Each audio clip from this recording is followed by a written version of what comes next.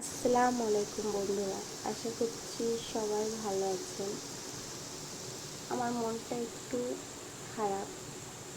এই বৃষ্টির দিন মনটা যেন ফিরে যায় সেই ছোট্টবেলায়। খোলা মাঠ, রাস্তা আর গাছপালা ভরা গ্রাম। ঝড়ের দিন এলেই সবাই মিলে ছুটতাম আম কুড়াতে। আর নানু বাড়ির খোলা বারান্দার ভেজা বাতাস আর মাটির গন্ধে মন ভরে যেত।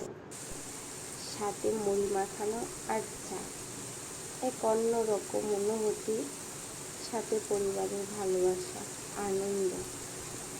আর এখন চার দেওয়ালের মাঝে বন্দি একা, ঘরের বাইরে দেখছি বৃষ্টি একা। বৃষ্টির দিন মানেই ছিল খেলা, গল্প আর নির্ভেজাল একসাথে থাকা। আজও বৃষ্টি পড়ে, আজও বাতাস বইছে, কিন্তু কোথায় হারিয়ে গেছে সেই পুরনো দিনগুলো।